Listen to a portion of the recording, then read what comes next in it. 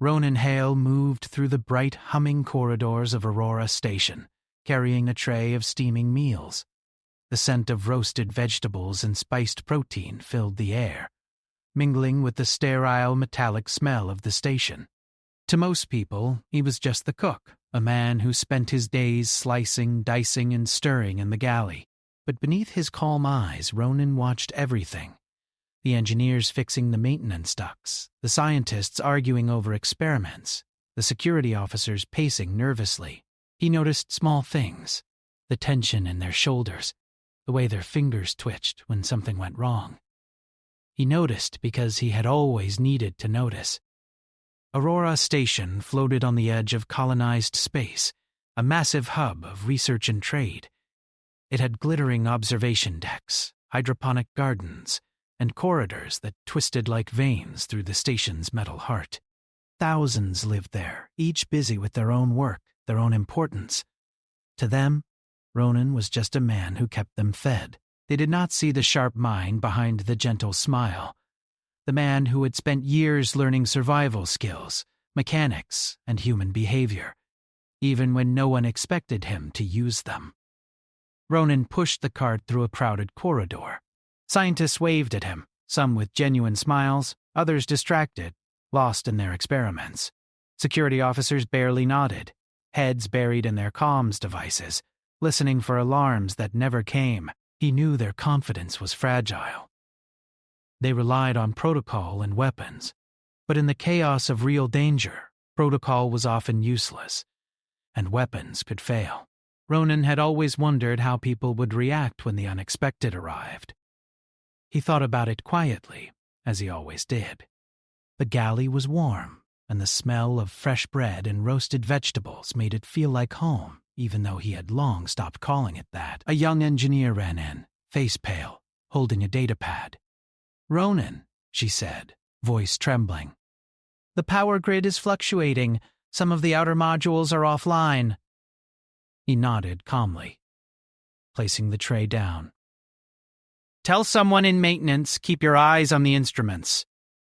"We'll know if it's serious." The girl hesitated. The girl hesitated. You're not worried?" Ronan smiled faintly. "Worry doesn't fix things. Observation does." For hours, the station ran as usual. Ronan served meals, listened to idle chatter, and quietly observed the patterns of life on Aurora Station. He noticed the small cracks in the walls where moisture had begun to seep. He noted the stress in the crew's faces after long hours. He even noticed the subtle shift in the hum of the station's engines. All of it would matter if something went wrong, and something was about to go very wrong. It began as a distant vibration, almost imperceptible at first. Then the station's lights flickered and alarms began to blare.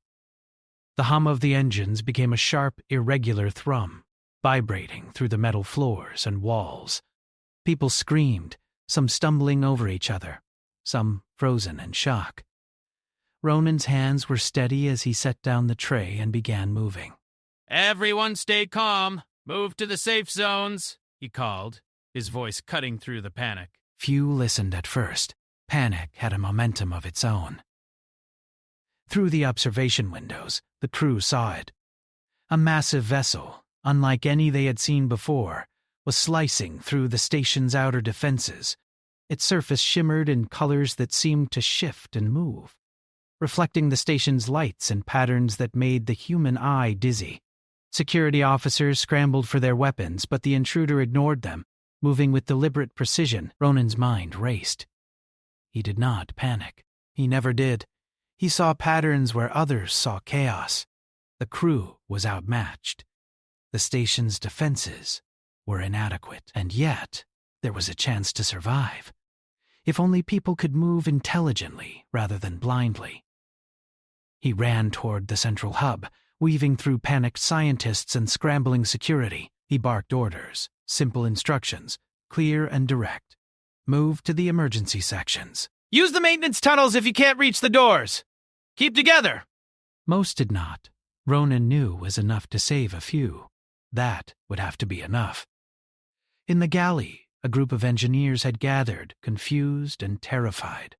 "What's happening?" one of them shouted. "Are we under attack?" Ronan knelt to meet their eyes. "Yes, and you're going to survive if you listen to me."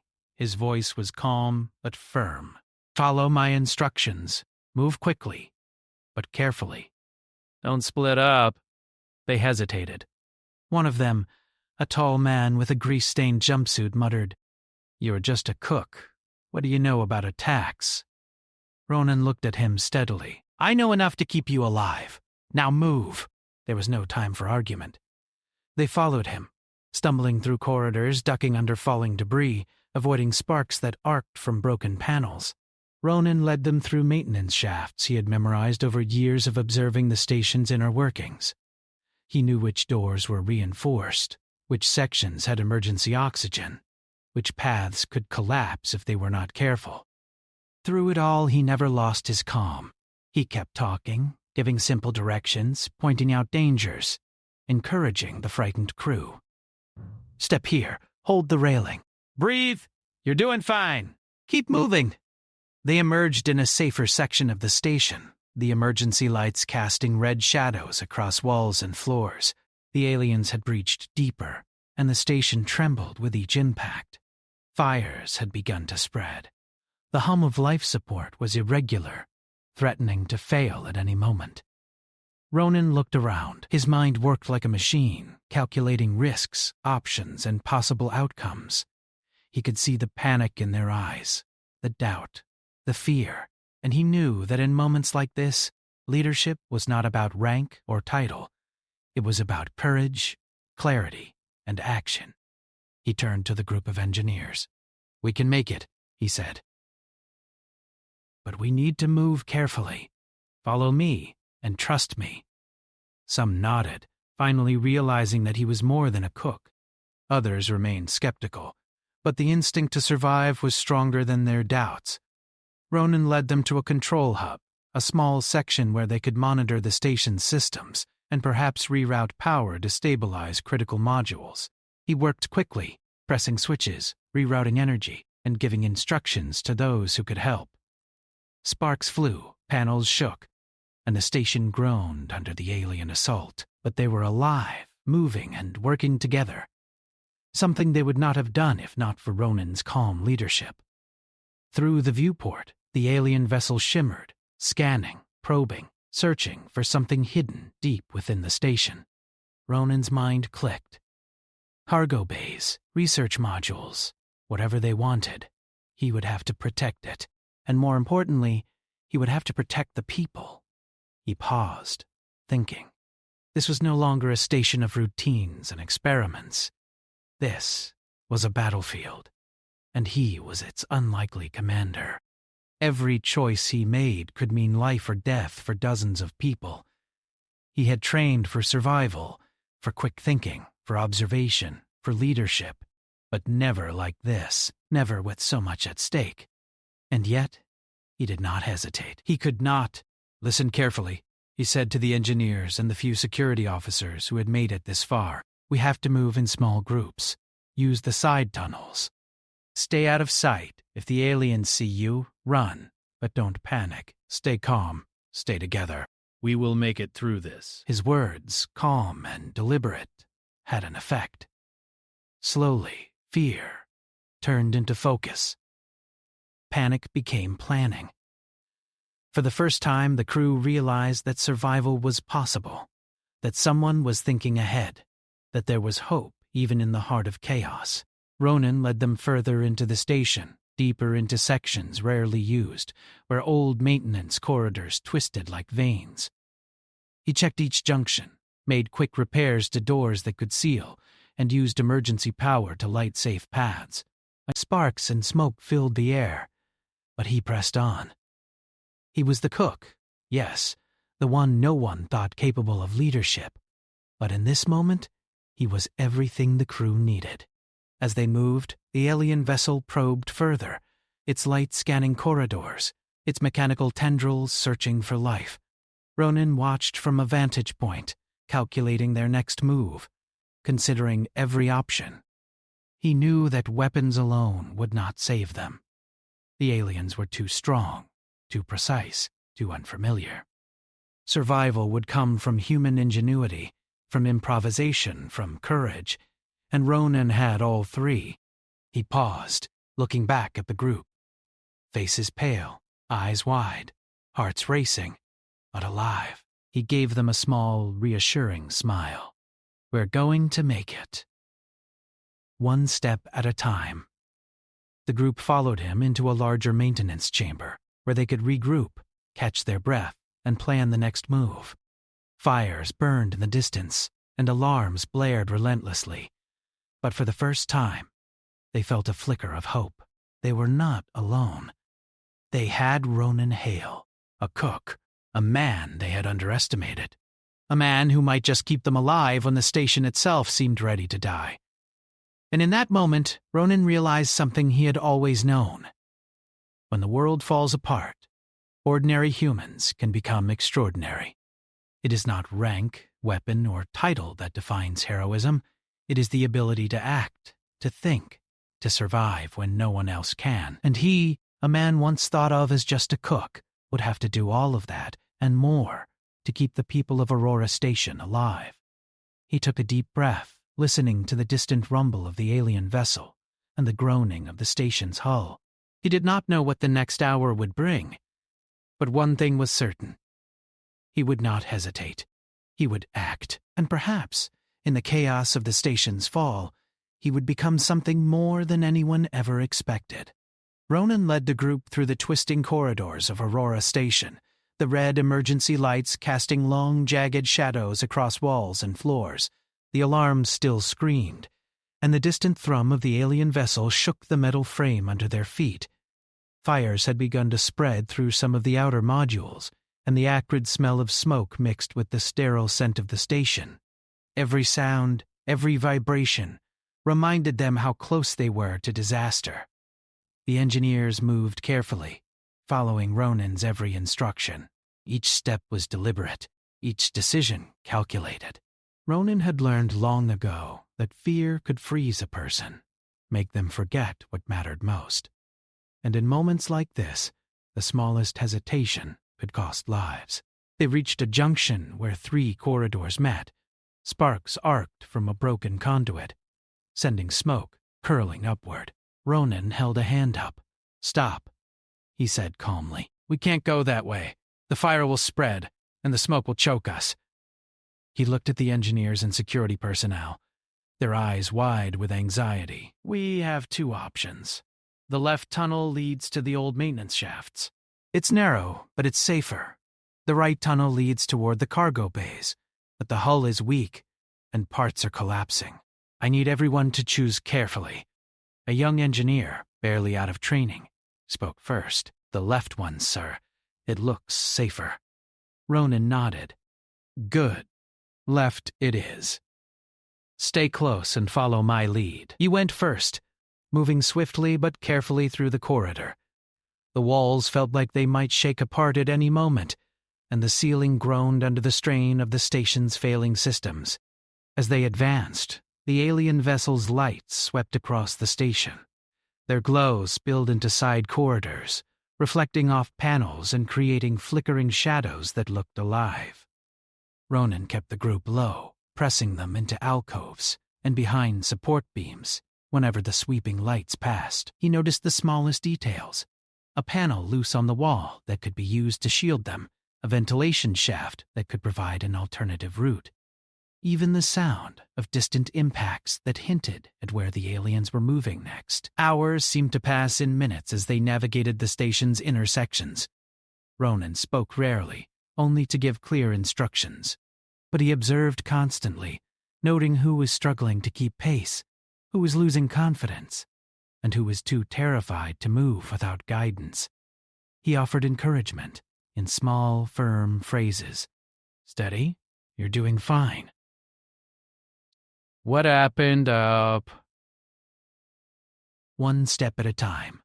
Slowly, the engineers began to regain composure, their fear replaced by focus. They reached the old maintenance area, a section mostly abandoned for years. Dust coated the floors, and old equipment lay scattered like forgotten bones. Ronan's eyes scanned the room, calculating. "This will work for now," he said. "We can set up here, rest briefly, and figure out our next move." He directed the engineers to check the oxygen levels, seal off weak bulkheads, and scavenge what supplies they could. One of the security officers, a tall man named Jaren, looked at him skeptically. "You've never commanded a team before. Why should we follow your orders?" Ronan met his gaze without flinching, "Because if we don't move carefully, people will die. I'm not interested in rank or titles. I'm interested in keeping you alive. And I have a plan." Jaren didn't reply immediately, but the faint nod he gave was acknowledgement enough. Ronan had begun to earn respect, not as a cook, not as a civilian, but as a man capable of action when everyone else was paralyzed by fear. While the group rested, Ronan studied the station's schematics in the emergency terminal. He traced the corridors, noting the alien vessel's likely path and the location of critical modules. He realized the aliens were after the cargo bays, where advanced research equipment and experimental materials were stored. If they reached those areas, the station could be lost entirely, not just for the crew, but for the colony networks dependent on Aurora Station. "We can't fight them head-on," Ronan said to the group. "We don't have the weapons, and even if we did, they're too strong. But we can use the station itself to our advantage. We know the layout better than they do. We can trap them, channel them into areas where their size works against them. We can win by being smart, not by being stronger." The group exchanged uncertain glances. This was not what they had been trained for. They had expected security to hold the line, for weapons and protocol to protect them. Instead, survival depended on improvisation and trust in a cook's instincts. Slowly, the engineers began to understand. They began to see what Ronan had seen all along. In moments of crisis, humans could do extraordinary things when guided by observation, logic, and courage. Ronan led them back out into the corridors, moving carefully toward the cargo bays. Fires blocked some paths, and debris made others impassable. He taught the group how to use the old maintenance lifts, how to jury-rig doors to slow the aliens, and how to use environmental controls to create temporary barriers. He moved with precision, never panicking, never hesitating. Along the way, they encountered the first true test, a small alien scout, a creature of shifting metallic plates and glowing energy nodes, slid down the corridor ahead. It moved quickly, scanning for life. The engineers froze, unsure of what to do. Ronan held up a hand. "Quiet, watch my lead." He used a combination of shadows, broken panels, and a small fire extinguisher to create a smokescreen. The alien paused, its sensors adjusting, confused by the sudden cloud of particles. Ronan guided the group silently past it, their steps careful and deliberate. When they were safely out of sight, he exhaled softly. "See, observation and calm work better than panic or brute force." By the time they reached the cargo bay section, the alien vessel had deployed more scouts. Ronan assessed the situation quickly. The bay doors could be sealed, but the structural supports were weak. If they sealed it improperly, the bay might collapse, trapping them all. He made a decision. "We'll use the auxiliary bulkheads to create choke points," he said. "The aliens can't move as quickly in tight spaces. We'll force them into areas we control." The engineers moved to help, following his instructions with precision. They rigged doors, placed debris strategically, and monitored pressure systems to create barriers. Each action was a small victory. Each moment bought them precious time. Ronan moved among them, offering guidance, encouragement, and corrections. Slowly, the crew began to trust not just his knowledge, but his instinct. Ronan also realized they needed more than just physical barriers. They needed to confuse the alien sensors. He scavenged materials from storage, reflective panels, malfunctioning lights, even a few broken drones. He rigged a system of flashing lights and reflective surfaces to create false signals, hoping to mislead the alien scouts into thinking the corridors were empty or blocked. The first test worked perfectly. An alien scout entered a corridor, saw the flickering reflections, and hesitated. Ronan and the engineers watched silently as it tried to navigate, wasting precious seconds. Those seconds could be the difference between life and death. Ronan allowed himself a brief smile. Humans were clever. They adapted. They survived. Hours passed, or perhaps only minutes. It was impossible to tell in the chaos. The station groaned under the alien assault, systems failing, fires spreading, and the hum of the engines irregular and unpredictable. Yet Ronan remained calm. Every action, every step, every instruction was deliberate. The engineers followed, learning not just to survive, but to think, to plan, to act with courage in the face of fear. Finally, they reached a relatively safe section of the cargo bays. The area was vast and mostly empty, but it offered space to regroup and plan. Ronan crouched beside a console, scanning the alien vessel's movement as best he could with the limited sensors they had restored. He knew this was just the beginning. The aliens were probing, testing defenses, searching for something hidden. And he knew that the station could not withstand a full assault without a smart strategy. "We're not safe yet," he said, voice calm but firm. "But we have options. We can control how they move. We can channel them. And most importantly, we can survive this if we stay smart, stay calm, and stay together." For the first time, the engineers and security officers truly looked at him, not as a cook, not as a civilian, not as someone insignificant, but as a man capable of leadership, strategy, and courage. He had transformed the fear of chaos into the focus of action, teaching them that even in the darkest moments, humans could rise to challenges no one expected them to face. Ronan looked around at the group, his expression firm. "Tonight, we survive. Tomorrow, we fight back. And we will do it, not because we are stronger than they are, but because we are human. We are adaptable. We are clever, and we do not give up." The group nodded, a silent agreement passing among them. They would follow him. They would trust him. And together they would face the alien threat that had brought Aurora Station to the brink of destruction. And Ronan Hale, once just a cook, realized that his quiet life, his years of observing and learning, had prepared him for this moment. The station was falling, the crew was terrified, and yet, through ingenuity, courage, and leadership, there was hope. Human hope. And in the heart of chaos, hope was the most powerful weapon of all. The cargo bay was silent, except for the low hum of failing machinery and the distant groan of the station under attack. Ronan crouched behind a stack of crates, his eyes scanning the wide, empty space. The flickering emergency lights created strange shadows that danced across the metal walls, making it feel like the room itself was alive. The group of engineers and security officers he had gathered moved cautiously, carrying makeshift tools, scraps of metal, and whatever supplies they had scavenged. Their faces were pale, but their eyes were sharper now, focused and alert. They trusted him.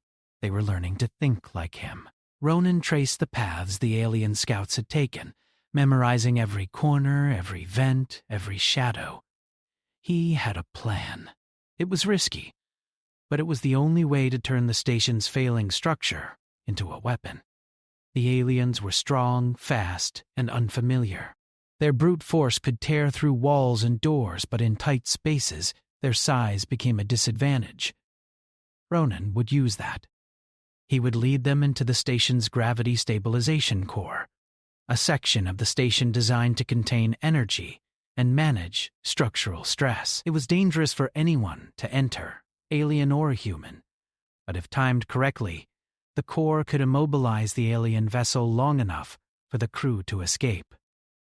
He explained the plan quickly but clearly. "We'll lure the scouts into the auxiliary tunnels," he said, pointing to the old schematics displayed on the console. "They'll follow, thinking they're hunting us. Once they reach the core, we'll trigger the energy fields. It won't destroy them, but it will trap them long enough for us to regain control of the station. Everyone, stay calm and follow my instructions exactly. One mistake and we all die. The group nodded, silent but determined. Each person knew the risks, yet they also knew that this plan was their only hope. Ronan's calm, focused presence gave them courage. For the first time since the attack began, they felt like they could fight back. They moved into the auxiliary tunnels. The narrow corridors echoed with the sound of their footsteps and the occasional thrum of the alien vessel's scanners. Shadows stretched across the walls, and every corner could hide danger.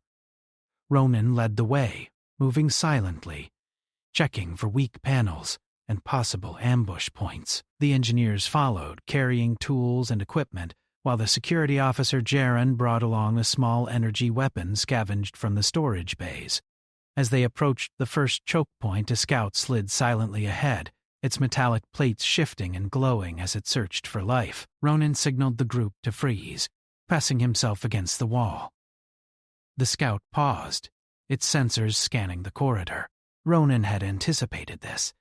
He triggered a small panel to release a burst of pressurized steam, masking their heat signatures. The alien hesitated, confused, then moved on. The group exhaled quietly, another step closer to the core. Hours, or perhaps minutes, time seemed meaningless, passed as they moved deeper into the station. Fires burned in the distance, and alarms screamed relentlessly. Each step required careful observation, quick decisions, and precise coordination. Ronan instructed the group to create temporary barriers, using panels, crates, and debris to force the aliens into specific paths. He showed them how to use emergency lighting to confuse their sensors, reflecting beams and shadows to create illusions of empty corridors. Each action bought them precious time.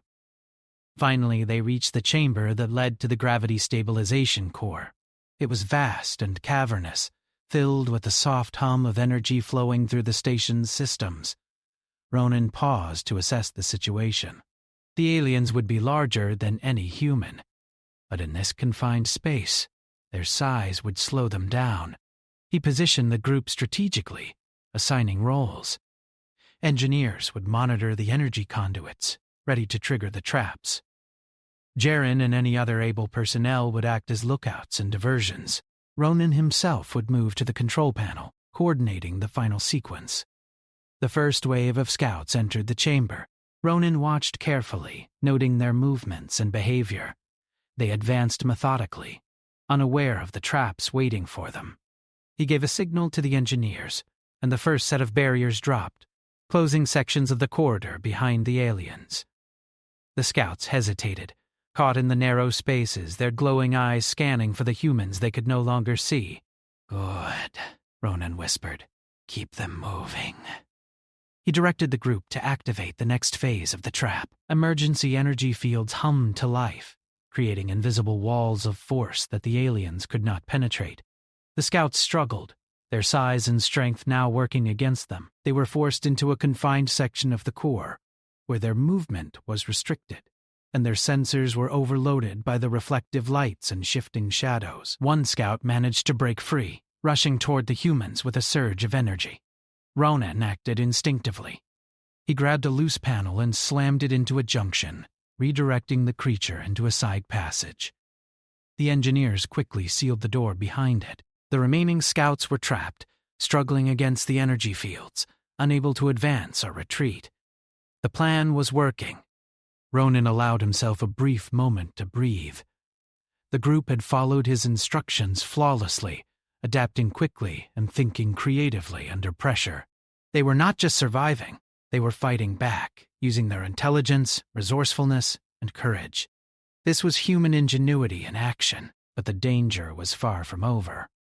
The alien vessel above them shifted, sending more scouts into the tunnels. Ronan knew they had limited time. He had to act quickly to ensure the core could hold the next wave. He moved to the control panel, his fingers flying over the buttons and switches. He rerouted power, adjusting energy flows, and prepared the final sequence. Every second counted. The new scouts entered the chamber, larger and faster than the previous ones. Ronan gave the engineers a signal, and the barriers activated, forcing the aliens into a tighter section of the core. The energy field surged, and the creatures were trapped, thrashing against the invisible walls. The humans held their positions, watching carefully, ready to react if anything went wrong. Jaren approached Ronan, his expression tense. "Are you sure this'll work?" he asked. Ronan did not look up from the controls. "It has to," he said. "We don't have another option. Trust the plan. Trust each other." The aliens struggled, and the energy fields pulsed with power. Sparks flew, and the hum of the core grew louder, vibrating through the chamber. The humans could feel the raw energy of the station beneath their feet. The trapped aliens roared, a sound that was almost mechanical, almost alive. They were powerful, dangerous, and alien. But in this confined space, they were no longer unstoppable. Ronan directed the group to create diversions, triggering small panels and lights to draw the aliens' attention. The creatures moved in predictable ways, exactly as he had anticipated. The engineers monitored the energy conduits, adjusting levels to maintain the trap. Every action was precise, deliberate, and coordinated. Humans were not the strongest beings in the galaxy, but they were clever, adaptable, and courageous. That advantage was now their greatest weapon. Finally, the main scout, the one leading the pack, was isolated in the center of the core. Ronan activated the final sequence, and a surge of energy locked the creature in place. It thrashed and struggled, but it could not escape. The remaining scouts were trapped behind barriers, disoriented and unable to advance. The humans had turned the tide. Ronan exhaled, a mixture of relief and exhaustion washing over him. The station was still damaged, fires burned in distant modules, and alarms screamed endlessly. But they had survived the first major wave. The crew gathered, their faces tired but determined. They had learned to think, to act, to survive. They had followed the guidance of a cook, an ordinary man who had become their leader, their strategist, their hope. Ronan looked around at the group, pride mingling with the exhaustion. "We did it," he said quietly. "But this isn't over. The aliens will adapt. The station is still at risk. We need to stay alert, stay smart, and be ready for whatever comes next." The engineers and security officers nodded. They had learned something vital. Humans were not weak, not helpless. They could adapt, improvise, and overcome even when facing beings far stronger and more advanced. That lesson would carry them through the battles yet to come. Ronan moved to the viewport, looking out at the alien vessel still hovering near the station. Its shifting surface reflected the emergency lights, creating patterns that seemed almost deliberate. He studied it carefully, noting the angles, the movements, and the patterns of its scouts. Every detail mattered. Every observation could mean the difference between life and death. The humans had survived this wave because of careful observation, quick thinking, and the courage to act when others hesitated. But survival alone would not be enough. Ronan knew that they needed a long-term strategy to protect the station and its people. They needed to turn the station itself into a weapon, to use their understanding of the environment to outsmart the alien invaders. And Ronan Hale, once thought of as just a cook, was ready to lead them through that challenge. He had seen the power of human ingenuity firsthand. He had guided ordinary people to extraordinary actions, and he knew that the true test was yet to come. The aliens were still out there. The station was still at risk. But for the first time since the attack began, the humans were not running blindly. They were fighting back, using their minds, their courage, and their adaptability. Ronan smiled faintly. They would survive. They would fight. And they would prove once again that humans were special, not because of strength or size, but because of creativity, courage, and the unyielding will to survive. The gravity stabilization core thrummed with energy, sending vibrations through the metal floors beneath Ronan's feet. The alien scouts were trapped, thrashing and screeching as the energy fields held them in place. But Ronan knew that the main vessel would not leave quietly. It was intelligent, adaptive, and relentless. The station was damaged. Fires still burned in distant corridors, and the alarms screamed without pause. Every second counted. Ronan gathered his group, their faces illuminated by the red emergency lights. They were tired, exhausted, and scared, but their eyes shone with determination. They had survived the first waves because of careful observation, quick thinking, and courage. Now they faced the real test, confronting the alien vessel directly and saving the station. "We don't have the firepower to destroy it," Ronan said firmly. "But we don't need to." "We need to trick it, channel it, and force it into the core. Once it's there, the energy fields will immobilize it. Then we can regain control of the station. Everyone knows their role. Follow my lead, no hesitation, no mistakes." The group nodded, silent but ready. Ronan could feel the tension in the air, the fear, the adrenaline. But he also felt something else. Hope. The humans had adapted. They had learned to work together, to improvise, to think faster than the aliens expected. That was their advantage. They moved toward the docking bay, the vessel's massive silhouette visible through the observation windows. Its surface shimmered, reflecting the emergency lights in shifting, alien patterns. Ronan studied it carefully, noting the angles, the movement of its appendages, and the paths it would take to enter the station. Every detail mattered. Every observation could mean the difference between life and death. Ronan divided the group. Engineers would manage the energy conduits, monitor the traps, and rig emergency panels to create false paths. Security personnel would act as lookouts, ready to distract the alien scouts or block their approach. Ronan himself would move to the main control panel, orchestrating the operation. Timing would be critical. One misstep could mean disaster. The first scout emerged, scanning the corridors. Ronan triggered a reflective panel, bouncing the lights in a way that created the illusion of empty space. The scout paused, then advanced cautiously, exactly as predicted. The humans held their positions, silent, precise, ready to act at the right moment. The second scout appeared, larger and faster. It surged forward, sensing the humans' presence. Ronan activated a temporary barrier, forcing it into a confined section where its size became a disadvantage. The energy fields pulsed, trapping it in place. Sparks flew as the creature struggled, but it could not escape. "Good," Ronan whispered. "Keep them moving." The humans worked seamlessly, each action deliberate, coordinated, and clever. They were no longer merely surviving, they were taking control, using their intelligence and adaptability to turn the station itself into a weapon. The main vessel shifted above them, deploying larger scouts and mechanical tendrils that reached into the station. Ronan calculated quickly. He knew the structure of the docking bay and the core. He needed to lure the vessel's appendages into the narrow corridors leading to the core, where its size would work against it. He triggered a series of emergency lights and reflective panels, creating multiple illusions.